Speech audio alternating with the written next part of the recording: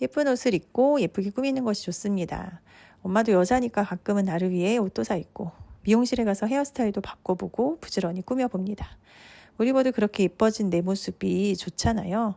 미용실 갔다 온 날이 제일 행복했어요. 요가 스트레스를 미용실에 다녀오고 느끼는 산뜻함으로 해소하기도 했던 것 같아요. 의료비나 미용비로 나가는 크고 작은 지출 앞에서 침묵하고 애써 모른 척하기도 했어요. 이서윤 저자가 더 해빙에서 말합니다. 소비에도 신호등이 있는데 초록불이 켜졌다면 합리적인 소비를 한 것이고 빨간불이 켜졌다면 불필요한 소비를 한 거라고요. 빨간불은 경고등을 울리면서 우리의 비합리적인 소비를 지적하는 양심의 소리래요. 가슴이 두근거리고 이유 없이 불편해지는 거죠. 그걸 소비 신호등의 빨간불이라고 하더라고요. 제가 미용실을 다녀오고 옷을 사 입은 날이면 어김없이 제 마음에 빨간불이 들어왔어요.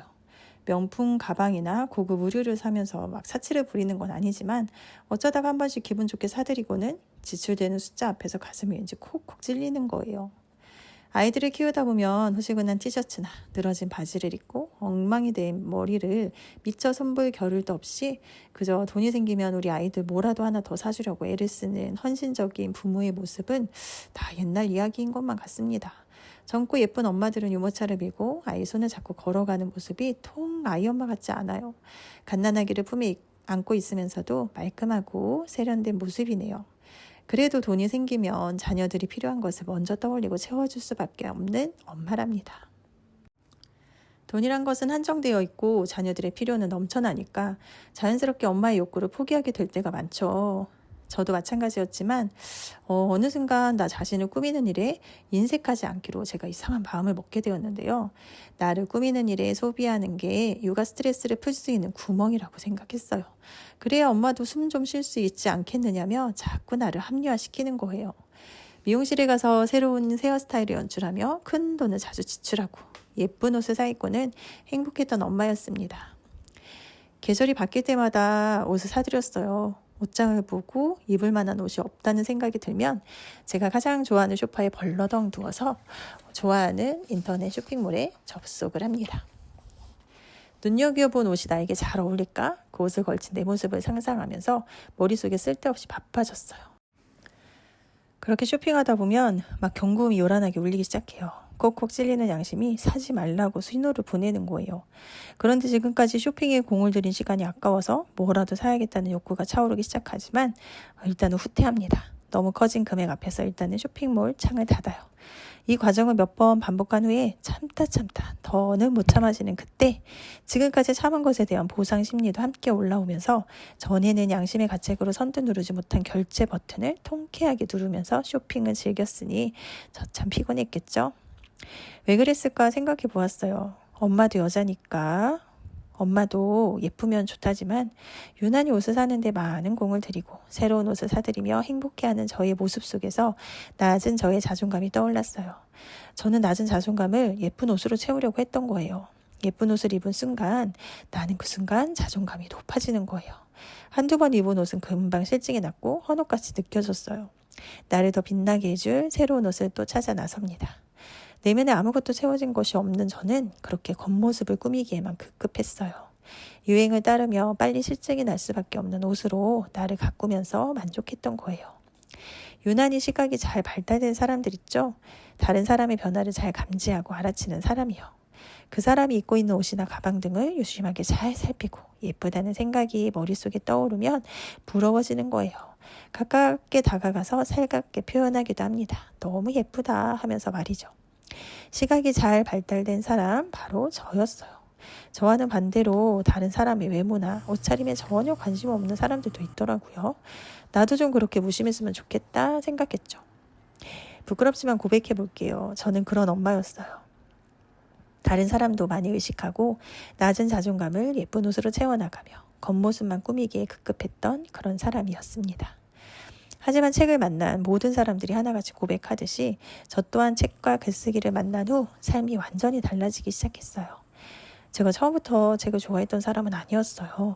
책육아를 선택했고 책 읽는 아이들이 되길 바라는 마음에 본을 보이고자 엄마인 저도 그냥 함께 읽기 시작했죠. 일부러라도 책을 읽으려고 노력했고 틈틈이 책을 읽으면서 조금씩 훈련하기 시작했어요. 처음에는 그저 눈으로 글자를 읽는 것에 불과했어요. 책을 덮고 나면 책장을 빛내주는 책 한 권이 늘어났다는 사실에 그냥 흐뭇했죠. 열심히 읽은 책이 도대체 무슨 메시지를 담고 있는지조차도 잘 파악하지 못했어요. 그래도 꾸준히 책을 읽다 보니까 조금씩 변화되기 시작했는데 어느 순간 저자의 의도가 파악되기 시작했습니다. 저는 그 메시지를 어떻게 내 것으로 만들지 고민하며 글을 쓰기 시작했고요. 독서의 세계는 더 풍요로워졌습니다. 글쓰기는 때로는 고통스러운 작업이었어요. 뻣뻣하게 굳은 두뇌를 깨워야 했기에 잠자고 있던 내 머리는 나 좀 그만 괴롭혀. 원래대로 편하게 살고 싶어. 하면서 반항을 하기도 했어요. 그런 저를 잘 다독여서 몰입에 성공하고 나면 어느덧 마지막 문장에 마침표를 찍는 순간이 왔고 쾌감이 절로 일어났습니다. 그렇게 나의 생각을 글로 표현하기 시작하면서 제 삶은 더 풍성해졌고요. 내면은 더 단단하게 채워져 갔어요. 그렇게 저는 조금씩 달라지기 시작했습니다. 저에게 없던 책 읽는 근육을 만드는 시간이 사실 녹록하지는 않았어요. 머릿속에 문장이 들어오지 않은 채 무심하게 책장을 넘길 때도 많았고요. 또 주부로서 아이들을 키우면서 집안 살림을 하면서 원하는 시간에 책을 펼치기란 쉽지 않았어요. 주부는 가족의 일상과 떨어질 수 없기에 책을 펼쳤다가도 금방 덮어야 하는 순간이 많았죠. 오롯이 나를 위해 책 한 권 읽을 시간이 많지 않다는 사실이 좀 늘 안타까웠지만 조금 느리더라도 한계를 인정하면서 한 발 한 발 계속 내딛는 것이 중요하다고 생각했어요. 가끔은 그런 시간이 무료하게 느껴지기도 했습니다. 조금 더 생산적인 무언가를 해야 하지 않을까 불안하기도 했죠. 이렇게 책 읽고 글 쓰는 시간이 나에게 어떤 큰 유익을 줄지 기대가 되면서도 가끔은 뭐 하고 있는 거지 싶은 순간이 많았어요.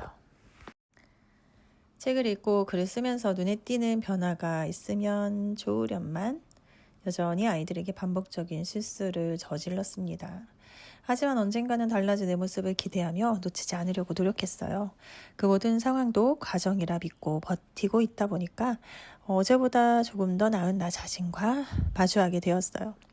시간을 내어 책을 읽고 틈새 시간에 책을 읽고 있는 내 변화를 보면서 어쩌면 책을 읽을 시간이 없다는 말은 책 읽기 싫다는 말과도 같다라는 그 말이 이해가 되었어요. 열악한 조건이라도 의지가 있으면 책을 읽으려는 시간을 사수하게 되는 거죠. 그 시간을 확보하기 위해서 다른 잡다한 일들은 줄여나가야 합니다. 책 읽는 엄마가 되고 나서부터 시작된 놀라운 변화들 중에 가장 큰 변화는 저는 이제 더 이상 예쁜 옷에 집착하지 않게 되었다는 사실이에요. 예쁜 옷이 없어도 저는 정말 괜찮아졌어요. 아름다운 텍스트에 매료되어 내면이 조금씩 채워지기 시작하자 자연스럽게 보이는 것에 집착하는 것들이 사라지더라고요. 나를 예쁘게 꾸미고 가꾸는 것도 좋지만 내면의 아름다움을 가꿀 때 내가 더 자연스럽게 빛난다는 사소한 진리를 몸소 체험하고 나니까 예쁜 옷이 없어도 빛나는 나를 발견하게 됩니다. 저 올해도 진짜 예쁜 옷 하나도 안 사고요. 시원하고 깔끔한 티셔츠 색깔별로 딱 3장 사서요. 그걸로 여름 다 났어요. 거기에다가 청바지도 있고 가지고 있는 스커트도 있고 정말 다양하고 편하게 이 티셔츠 3벌로 여름을 보냈다니까요. 나를 돋보이게 해주는 아름다운 옷은 사실 저도 언제나 좋습니다. 하지만 내면은 채우지 않은 채 겉모습만 채우는 것은 한계가 있더라고요. 저는 이제 예쁜 옷이 나를 빛나게 해주는 것이 아님을 알게 되었어요. 내면을 아름답게 가꾸어주는 책 한 권을 들고 있을 때 내가 가장 빛나더라고요. 작고 네모난 책 한 권이 가방에 담겨 있으면 저는 그렇게 행복할 수가 없게 되었어요. 예쁜 옷이 없어도 빛나는 나를 만나게 된답니다. 그러니까 내면을 가꾸는 아름다운 자기개발, 독서와 글쓰기에 더 많은 시간을 보내세요. 계속해서 좋은 변화를 일으키는 선순환을 불러일으키게 됩니다.